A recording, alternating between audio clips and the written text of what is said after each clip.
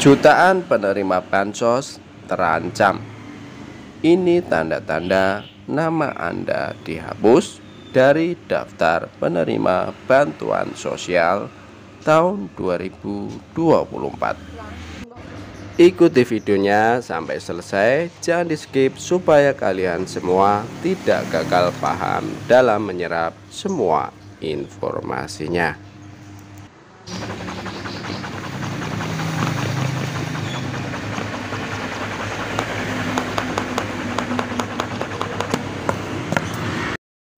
Cair dan cair lagi.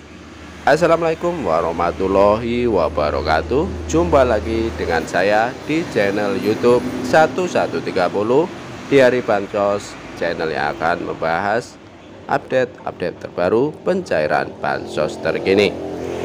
Jutaan keluarga penerima manfaat atau KPM terancam. Ini tanda-tanda nama Anda dihapus dari daftar penerima bantuan sosial atau bansos tahun 2024. Mengingat pemerintah Indonesia telah mengumumkan bahwa tahun 2024 terdapat penyesuaian besar dalam penerimaan bantuan sosial. Oleh karena itu diingatkan kepada penerima bansos tahun 2023 untuk memastikan namanya kembali sebagai penerima bantuan. Karena di tahun yang akan datang tidak semua masyarakat bisa menerima bantuan. Sebab bantuan sosial dari pemerintah melalui Kementerian Sosial atau Kemensos RI ini bersifat atensi. Artinya tidak ada kewenangan mutlak bagi seseorang ataupun keluarga untuk mempertahankan kepesertaan bantuannya secara terus-menerus. Apalagi kondisi ekonominya sudah membaik dan tidak lagi layak untuk menjadi penerima manfaat karena masih ada warga lain di sekitarnya yang lebih membutuhkan bantuan tersebut. Adapun penyebab utama dari perubahan ini adalah upaya keras pemerintah dalam memperbarui data terpadu kesejahteraan sosial atau DTKS untuk memastikan bahwa bansos yang disalurkan tepat sasaran.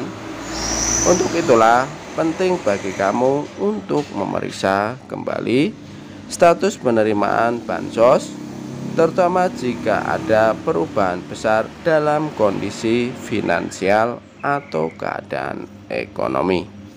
Pada tahun sebelumnya, berbagai daerah telah melakukan penghapusan ribuan hingga jutaan kelompok penerima manfaat atau KPM dari daftar DTKS.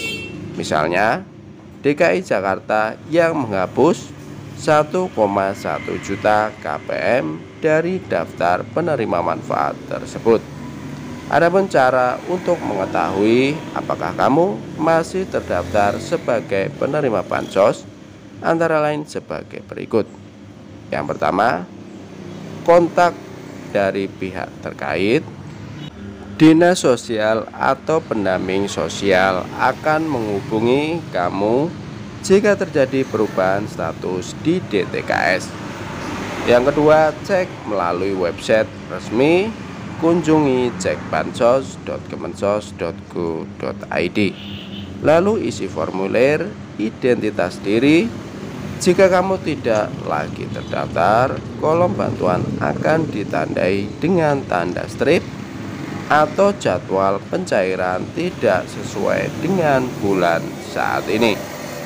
Sementara untuk ciri-ciri bahwa kamu mungkin dihapus dari DTKS antara lain, yang pertama, pertimbangan kesejahteraan ekonomi. Jika dianggap sudah mampu atau memiliki penghasilan di atas upah minimum regional atau UMR, kemungkinan besar nama kamu akan dihapus dari daftar DTKS.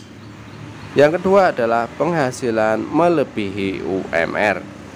Jika pendapatan kamu melebihi UMR, Ini juga bisa menjadi alasan penghapusan dari DTKS karena dianggap tidak memerlukan bantuan sosial. Karena tujuan utama dari bantuan sosial ini adalah untuk membantu mengurangi beban pengeluaran dan meningkatkan kesejahteraan mereka yang berada dalam kondisi ekonomi yang sulit atau rentan. Pesan penting dari perubahan ini adalah bahwa penerima bansos tahun lalu belum tentu akan menerima bansos pada tahun 2024. Pemerintah berkomitmen untuk memastikan bantuan tersebut benar-benar tersalurkan kepada yang membutuhkan dan sesuai dengan kondisi aktual penerima. Bagi kamu yang belum pernah merasakan bagaimana mendapatkan bantuan reguler ini, coba Anda daftar di DTKS. Data Terpadu Kesejahteraan Sosial atau DTKS merupakan data induk yang berisi data pemerlu, pelayanan kesejahteraan sosial, penerima bantuan dan pemberdayaan sosial, serta potensi dan sumber kesejahteraan sosial. DTKS dijadikan data acuan dalam program penanganan fakir miskin dan penyelenggaraan kesejahteraan sosial. Lalu timbul pertanyaan, bagaimana cara agar data kamu masuk DTKS? Setidaknya ada dua cara, yaitu online melalui aplikasi Usul Sangga yang kamu bisa download di Play Store. Setelah di-download, isilah setiap langkah yang ada sampai selesai. Terlebih dahulu usahakan untuk menyiapkan berkas-berkas yang ada. Kendala yang sering dihadapi ketika mengusulkan nama melalui aplikasi ini adalah server yang sering susah jaringan. Kemudian kamu harus bersaing dengan ratusan orang di luar sana yang juga mencoba mendaftar. Kedua adalah dengan cara offline. Kamu hanya perlu mengupdate selalu setiap perubahan yang terjadi pada KK dan KTP anggota keluargamu, yaitu meninggal, menikah, melahirkan, pindah, dan lain-lain, ke operator DTKS yang ada di desa atau kelurahan di tempatmu berada. Nanti perangkat desa akan melakukan update pada aplikasi tersebut. Kemudian akan dilakukan musdes atau musyawarah desa untuk mengesahkan data yang dilakukan oleh pejabat berwenang di dinas dan kabupaten kota tersebut yang memiliki kepastian untuk mengeluarkan surat pengesahan. Cukup sekian informasi dari kami, semoga bermanfaat. Assalamualaikum warahmatullahi wabarakatuh.